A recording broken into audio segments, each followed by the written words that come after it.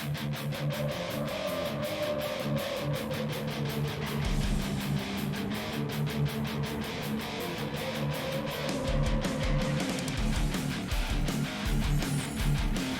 we doing, everybody? Tim from Ski Rex Media with you once again on this fine May afternoon, or what may not be afternoon for you. It's in the afternoon when I'm recording. It may be morning or evening or afternoon or the middle of the night or way early in the morning, like 3 a.m. for you when you're listening to this. I do not know. But I do hope you are enjoying your day. It's a fine May day here, sunny out, a little warm for my taste, a little hot, especially under the light. Have to get me a little lower temperature light here, or maybe just go back to doing the audio and I don't need the light at all.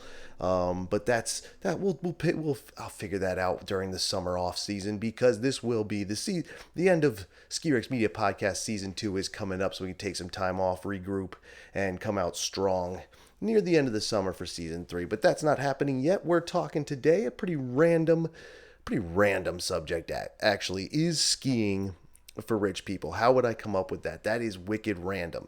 Who would be talking about that as the North American season here comes to a close? The majority of the mountains are coming to a close. Lifts are starting to close down for the year. We'll get our few, summer places that open, our indoor facility that's open. Same with the rest of the world around the northern hemisphere. Things are starting to close down. But it was the opening of the southern hemisphere that kind of got me to this, but in a roundabout way. I was doing an internet search on skiing, Ski Rex Media work, was looking up something else, and if you've used the Google search, I don't know about other search engines. I'm pretty much invested as an Android user and just as a Google user, a Chrome user anyway. Google is akin to Skynet, so when the Terminator shit goes down, that will be partially my fault. I take responsibility for that. But doing the search, sometimes in the search, in your list of results, it has questions. It says other questions people might ask, or questions relevant, or whatever it says. And I don't think it comes up every time, but this time it did. And one of the questions that was there that you could click on and get an answer for is skiing for rich people? And it popped up there. And I was like, well, that's kind of a random question there, and I like random questions, so I figure I'll go with it here. So that's where it initially came from, was seeing the question. I also had it in mind that as I was getting into, the southern hemisphere is starting. New Zealand, I think, just saw some snow. Maybe Australia too. I don't know about South America or anywhere else, southern Africa, or anywhere else offhand. And maybe it was just snow guns. I honestly can't remember offhand. But their season is right around the corner down there. And I've talked many times about how the season doesn't have to end. It just doesn't have to end. But to keep it running can take some funding. It does take money. A plane ticket around the planet is a little pricey. So if you're going down there, or even going out to like Beartooth Basin or Mount Hood, or these places that are open even here in the United States during the summer, or even Big Snow American Dream, it itself is not expensive. That's actually a good price down there, there in New Jersey. But it is in New Jersey, which isn't around the corner from someone who, say, lives, works, and everything out in California. I mean, a trip from LAX out to Newark is going to be a lot cheaper than Newark to Sydney, Australia, or Melbourne, Australia. But, it's still not necessarily something you want to fork out the $300 for, right away, plus other costs. But that's what I was getting into. And again, I don't even know what travel restrictions are right now. Can Americans go to the southern hemisphere easily? I don't know. Or not just Americans. I say Americans because that's where I'm at, in the U.S., but Canadians and Europeans and, everyone else. I don't know. I don't know what the restrictions are right now. But travel can be expensive, so that can make it expensive. But the season doesn't have to end if you can. And some people might say, well, it's expensive, so it is for rich people. That's not true. That's the inaccuracy. To say, is skiing for rich people? That's a silly generalized question. I don't like generalized anything. But if you were to ask, is skiing expensive? Yes, it can very much be. That expense has, because of the expense, how expensive it is a sport, that has started the stereotype that all skiers are rich folk. and snowboarders now. When snowboarding first started to hit the scene, as I recall, though I was a little one at the time, I recall that was the dirtbag sport. That's what you did if you did not, if you did not have all the money. The rich people skied. The not so rich people snowboarded. Now snowboards cost as much as skis, and so do the equipment, and so do the lift tickets and everything else. But now it's all lumped into one big stereotype of skiers are rich folk. And that has also led to other stereotypes and other discussions we see in the industry, which I'm not going to get into here. I'm going to save that brush with cancel culture for I'm outlining a book. I figure it's too much to write just for a single simple Ski Rex Media article. So I'll write a book, and I'm kind of outlining it, working it, deciding if I even really want to do it. I kind of do, but that's a whole other thing. Plus, it's other topics that might end up on other podcast ideas I'm coming up with that I don't have anything to do with Ski Rex. But let me get a drink here, because it is hot. I was like, that's all for another day. In any case, the stereotype. That's what it really gets into. If that question is being asked, then that stereotype still exists. Now, I can say with some certainty that it's not just for rich people, because I'm not rich. The people I ski with aren't rich. I don't really know any rich people anymore. I have in the past, and there's a lot of stereotypes towards rich people, and they're not all true. Maybe rich people are a little weird. I don't know, but honestly, the stereotypes are bogus. And same goes with skiing. It can be. Look, if you have a lot of money and want to participate in skiing, will it make it easier? Yes, because it is expensive. It's wicked expensive at times, but there's ways around that, and that's why it doesn't have to be just for rich folk. I am not rich.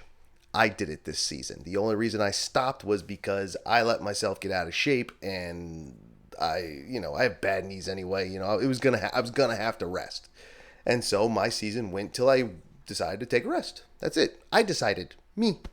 That's all. And that's all you have to do. You don't have to be rich. You don't have to be none of that, man. You just decide where you want to go and when, because not every place. I think for people on the outside, they still see the stuff that makes it even more expensive. One is lift tickets, which are getting more and more pricey every year. Day tickets are expensive, so you should lay out the money for your season pass, a mega pass. Remember, the one you can abuse. Don't just buy an epic pass because you've heard of it. Don't just buy an icon pass because you heard of it. Make sure you can abuse those. I can abuse either of those. I can also abuse and use the indie pass last season. Looking to do it again for next season. But like the Mountain Collective Pass, it may be a good price for someone who lives around those mountains, but I have like two, and they're kind of close, but not as close as other things on those other passes. So shout out to Indie Pass for that as well, because I am going to use that again. I would like to, or if you're not interested in visiting a ton of different mountains, see what your local or your home mountain or mountains has to offer.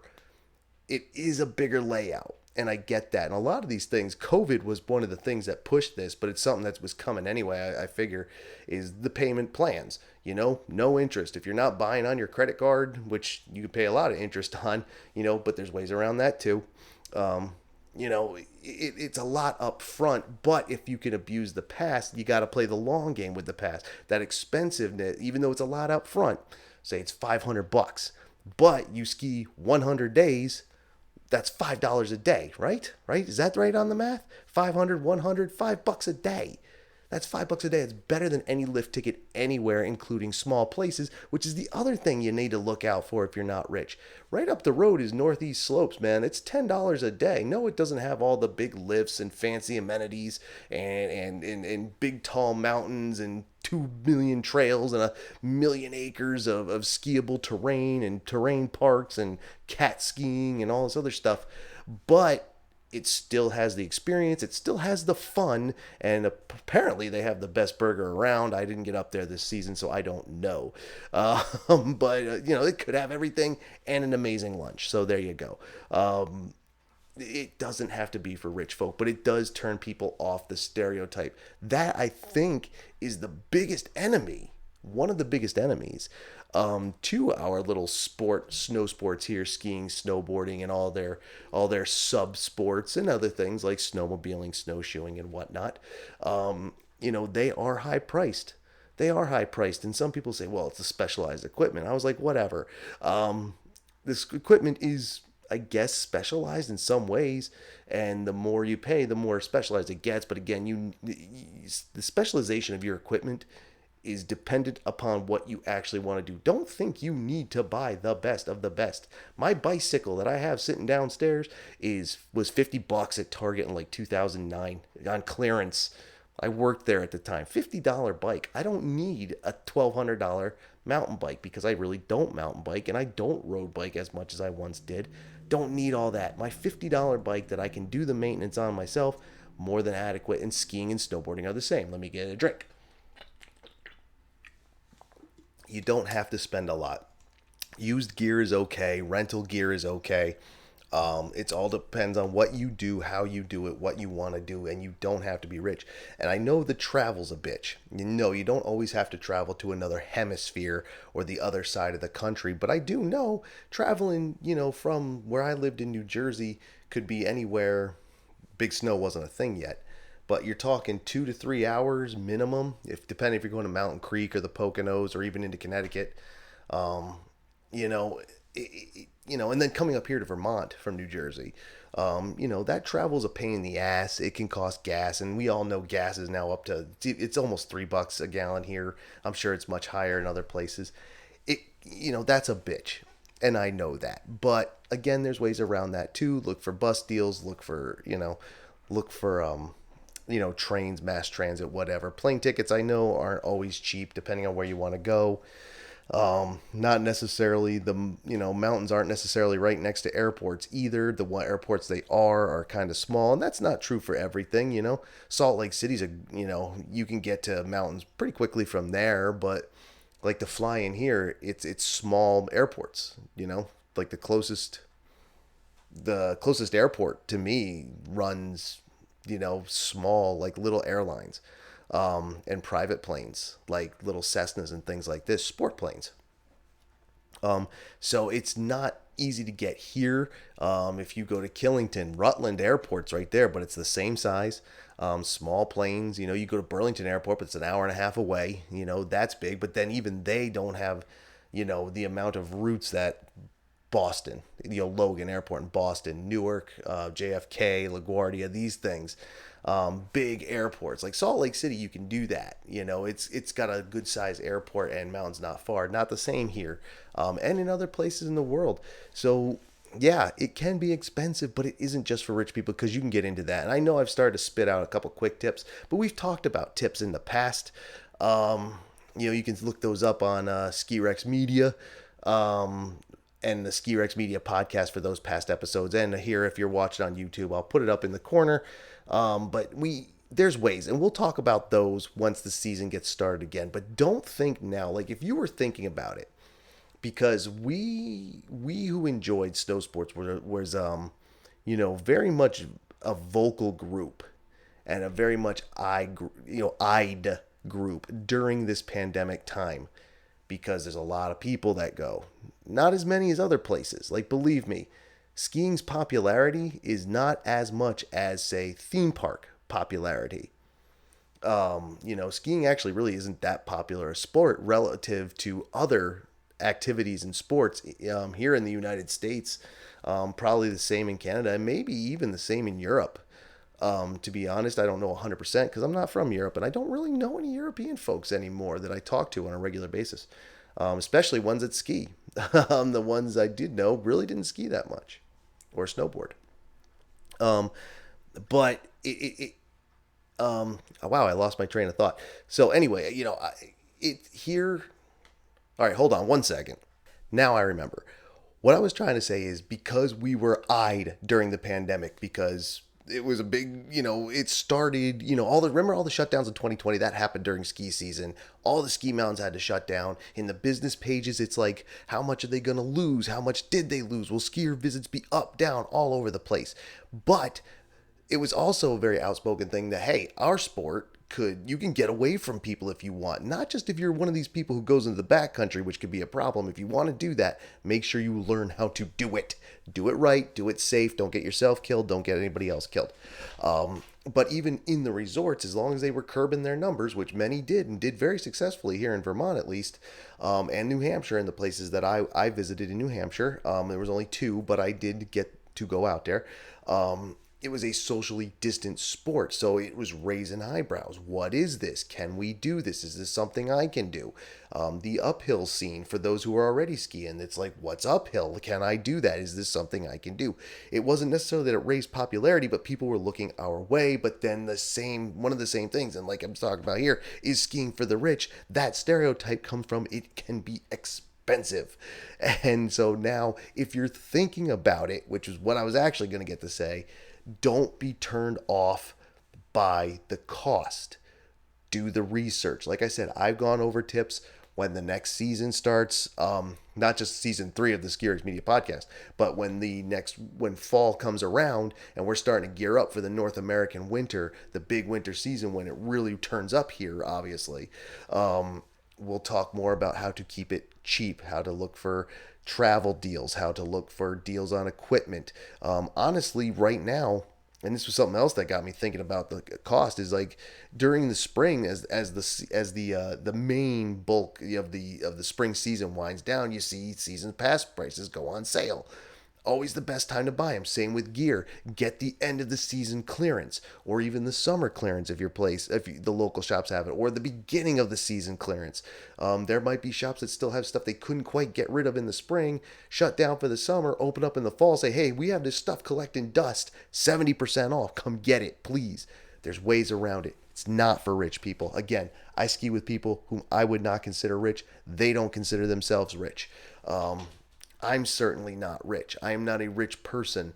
I have almost no money. I'm broke. It's just fine. It's okay. I'm not complaining about it. Like, believe me, I get by. It's fine. I'm fine. My point is that I'm not making $1 billion a year. Like I said, $1 billion a year, you can do, obviously makes anything easier. Anything easier. But you don't have to have it.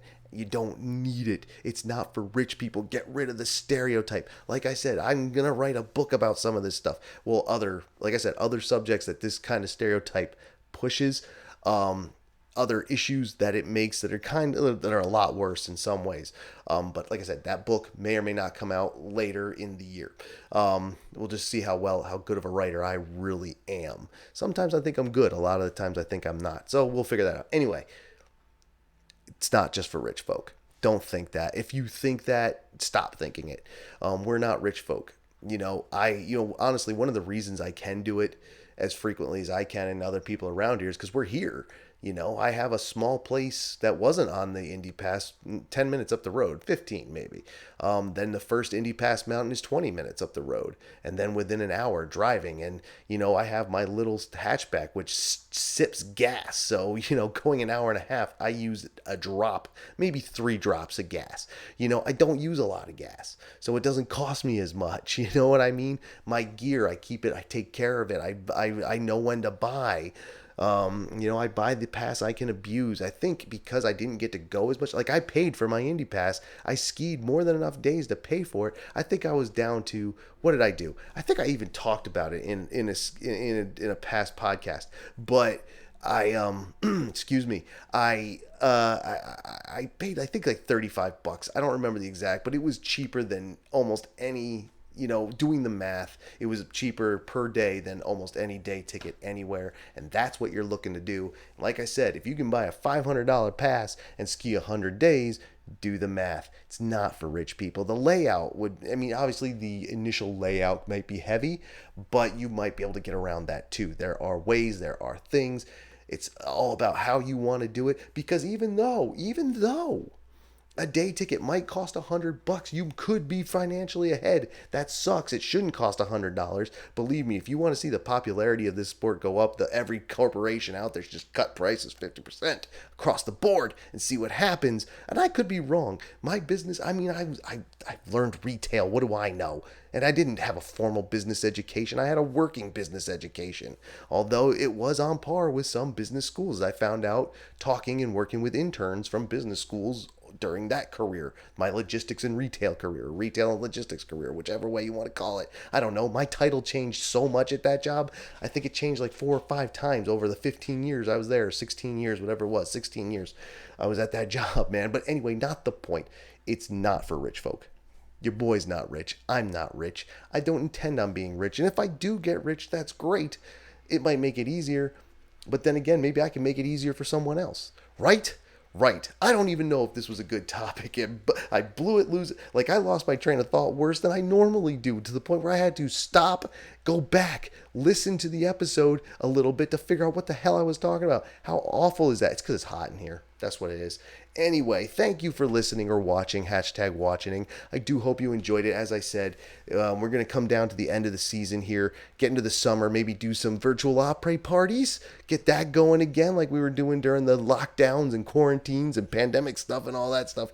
We're going to do that. The book, like I said, that's a teaser. I don't know if I'm writing it. See where else we're going. I've been feeling like I want to get my artist going, my inner artist, doing some drawing and stuff, see what's what with that. Who knows? Plus, I need some time. I'd like some time off from trying to do these weekly things, because it is, I'll admit, even, some of the news out there is getting kind of boring out there. I mean, who's building what lift? Meh.